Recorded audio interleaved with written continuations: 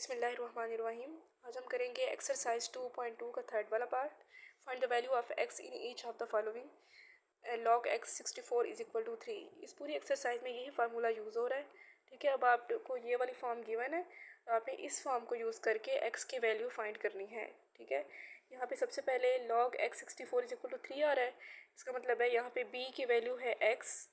ठीक है, बी की वैल्यू यहाँ पे आ रही है एक्स और x की वैल्यू यहाँ पे आ रही है 64।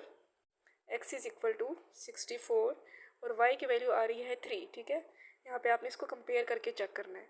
उसके बाद आपने इस फार्मूले के अंदर इसको पुट करना है, b की पावर y x की पावर 3, यहाँ पे x की पावर 3 आ जाएगा, इज़ इक्वल टू x की वैल्यू है हमारे पास 64, यहाँ पे 64 आ जाएगा। ठीक, x की पावर 3 इज़ इक्वल टू 64। अगर आप 4 को 3 टाइम्स लिखते हैं तो उसका आंसर 64 आएगा, तो इसलिए हम इसको 3 टाइम्स लिख सकते हैं। 4 की पावर 3 आ जाएगा, क्योंकि 4 3 टाइम्स आ रहा है तो आपने इसकी पावर 3 लगा देनी है।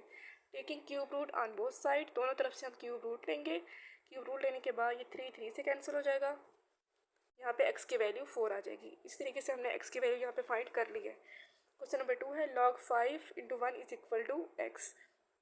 सबसे पहले आपने ये फार्मूला लिखना है, फिर इसी फार्मूले को कंपेयर करना है इस क्वेश्चन के साथ।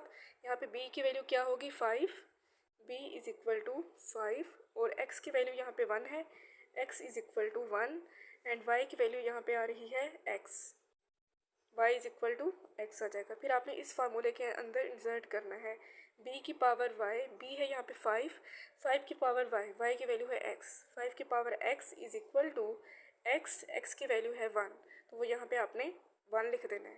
ठीक है, 5 की power x is equal to, यहाँ पे उसने लिखा है 5 की पावर 0। किसी भी नंबर की जब पावर 0 होती है ना तो वो हमेशा 1 के इक्वल होता है। कौन सा मर्जी नंबर हो, उसकी पावर जब आप 0 करेंगे तो वो हमेशा 1 के इक्वल आएगा, इसलिए उसने 1 की जगह पे 5 की पावर 0 लगा दी है। ठीक, अब यहाँ पे देखें बेस सेम आ रहे हैं तो एक्सपोनेंट दोनों कंपेयर हो जाएंगे, x इज़ इक्वल टू 0 आ जाएगा, x की वैल्यू आपके पास आ जाएगी।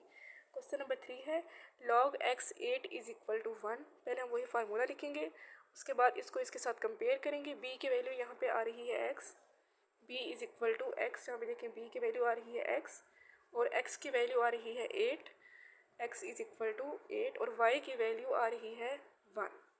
अब आपने इस फार्मूले के अंदर इसको इंसर्ट करना है, b की पावर y x की पावर 1, यहाँ पे आ जाएगा x की power 1 is equal to x आ रहा है, x की वैल्यू है 8, यहाँ पे 8 आ जाएगा।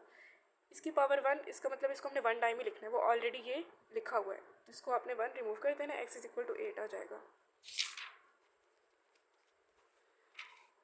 नेक्स्ट क्वेश्चन है question number 4 log 10x is equal to -3। ये वही आपने फार्मूला लिख लेना है, इसको इसके साथ कंपेयर करना है। यहाँ पे b की वैल्यू 10 आ रही है, b इज़ इक्वल टू 10 और x की वैल्यू यहाँ पे आ रही है x। ये देखें ना, इसको जब इसके साथ कंपेयर करेंगे तो x की वैल्यू x ही है, x is equal to x और y की वैल्यू है -3। उसके बाद आपने इसको यहाँ पे इंसर्ट करना है, b की पावर y 10 की पावर -3, यहाँ पे 10 की पावर -3 आ जाएगा, इज़ इक्वल टू x की वैल्यू x है तो यहाँ पे हम x ही रहने देंगे। अब 10 की पावर -3 है, इसको आपने पॉजिटिव करना है, इसको ओवर की फॉर्म में जब लेके जाएंगे तो ये पॉजिटिव हो जाएगा, 1/10 की power 3 is equal to x आ जाएगा। अगर आप 10 को 3 टाइम्स लिखें इससे कोई फ़र्क नहीं पड़ेगा, इसलिए हमने इसको 10 को 3 टाइम लिख लिया इज़ इक्वल टू x, क्योंकि पावर 3 आ रही है तो इसका मतलब ये है कि आपने 10 को 3 टाइम्स लिखना है। उसके बाद आपने इसको मल्टीप्लाई कर देना है तो वो आ जाएगा 1/1000। इसी तरीके से x की वैल्यू आ जाएगी 1/1000।